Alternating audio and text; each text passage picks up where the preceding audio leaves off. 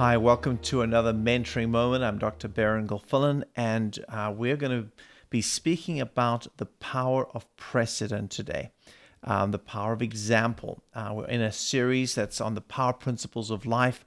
We have 31 of these. Last time we looked at the power of the proverb, and we're going to look at the power of precedent today. This is, to me, I'm putting it this way up front because it's so critical in everything that we do.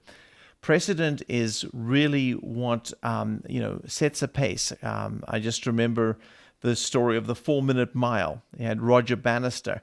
There was a barrier that nobody could ever break the 4-minute mile. And in the 1950s, it came to 1954, Roger Bannister broke the 4-minute mile for the very, very first time in all of history. Never been done before. Within about 6 months, John Landy, he was able to break through as well. And then suddenly it became common to break the 4-minute mile. And the actual world record right now is still 1999. It's 3 minutes and 43 seconds by a Moroccan man.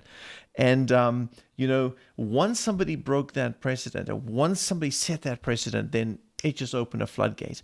The same can happen in terms of people who, maybe a landmark decisions made by the Supreme Court. And we can take Roe versus Wade. There was no abortions before, very, very few. And since that decision was made, it opened up for 60 million abortions to happen. And it just was a precedent that got set. Now it's been overturned. It's moved back to the states now. But the precedent that got set was, it opened just a huge door and opened up a floodgate. And precedents are very, very powerful. When it comes to the Old Testament, I always look at Jeroboam.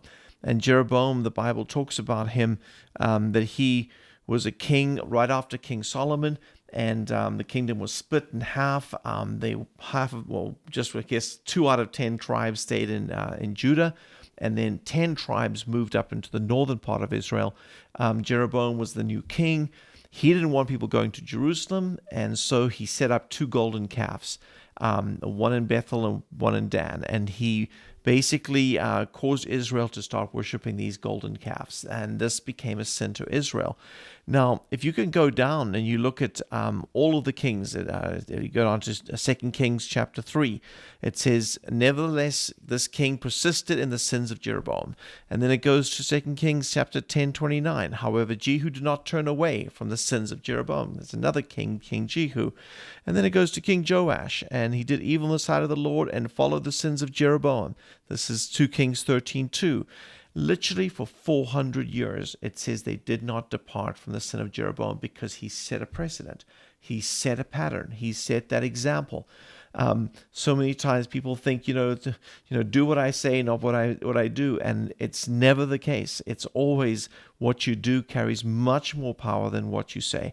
And so, setting a precedent is so incredibly important. And the most important thing that the most, the devil's goal in your life is to get you to commit hypocrisy, to say one thing and then live another way.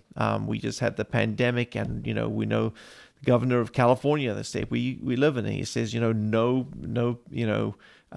going anywhere without a mask. And then there was footage of him in the French Laundry restaurant without a mask, and he's the leader of the state, and the whole state is under this edict.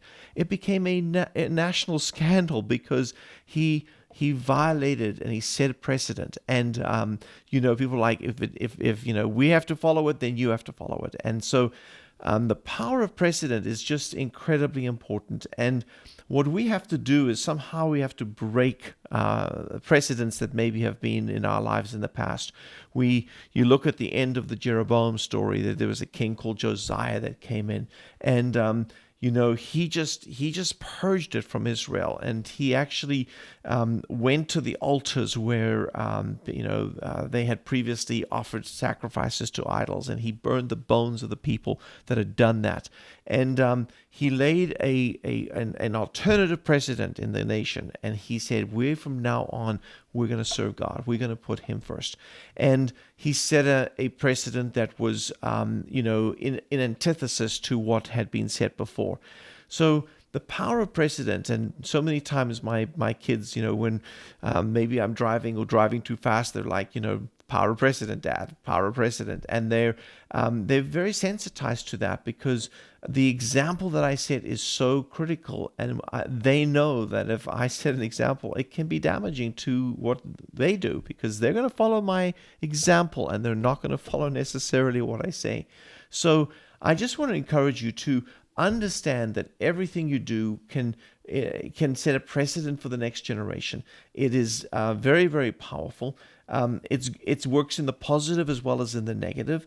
If you set a good example, then it goes, the Bible says, for 1,000 generations, people who serve God. The 1,000 generation God blesses. It says, but sin actually visits to the third and fourth generation. So sin goes a few generations down, but positive things go 1,000 generations. So let us make sure that we set a good example, we live a good example, and always remember the power of precedent in everything that you do. Until next time, God bless you.